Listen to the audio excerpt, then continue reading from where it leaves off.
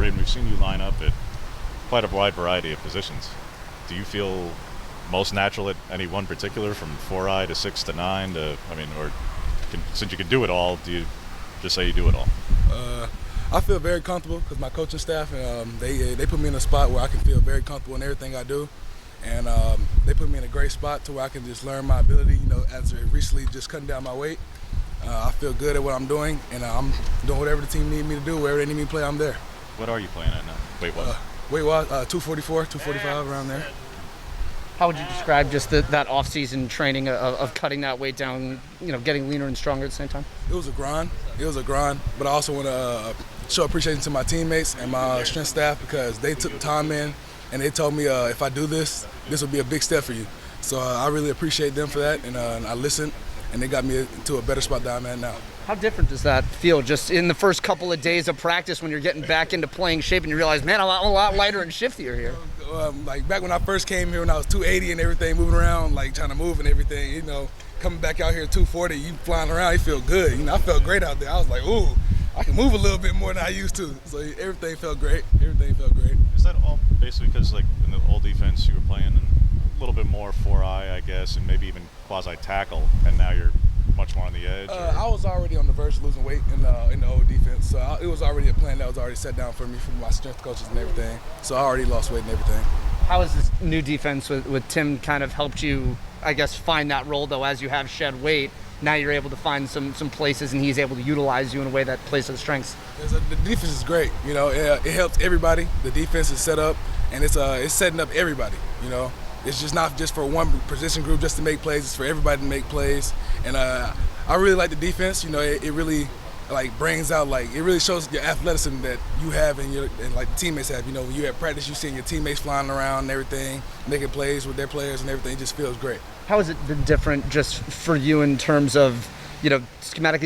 Is it more like a player-friendly defense? What is it about it that you like so much? Our defense, it's more about just 11 hats to the football. 11 hats to football and everybody playing hard. That's really all it is. It's a good scheme, and it's all about playing hard and physicality. That's all it is. The culture. Physicality, run to the ball and everything. Bradyn, how do some of the demands of the edge position maybe differ from what you did in high school? It's very more fundamental. Like in high school, you usually coming upfield. I'm just now learning how to, when I'm escaping the block, not to go upfield. I'm learning to stay tight to the line and everything. So the coaching staff, they're really making improvement. They really made improvements with the whole outside linebacker and D-line room, and how we're just using our hands and footwork and everything. They're just making a big jump about just using our hands and everything. And then, even though last year was a shortened season, what were some of your takeaways as far as your growth as a player? I'll say, as a growth as a player, I had great teammates in front of me. I had Mace Funa and Kayvon Thibodeau that helped me out a lot. They really took the time out their own days to just work on my footwork, technique, and everything, and they helped me out so much, and I really thank them for that. Do you like the 2-point stance or the 3-point stance more? I like that 2-point stance. It's really, because I've been 3-point stance my whole life, so I'm not really used to it. But then once I got in a little 2-point stance, I said, "Ooh, this is a different world out here." So I like that. With KT going to draw so much attention, possible double teams, what just can you say about the opportunities you and your other teammates are going to have in winning some one-on-one battles? It's just about all of us making plays. It's just not about just one person. So we're not really focused on that. We just focus on being 1-0, and then just everybody just playing for each other and working hard. Can you just expand a bit on Mason Kayvon's kind of mentorship to you and what that looked like, just sort of day to day? It's staying after practice. We're the last, I'll say after practice, they'll stay after with me.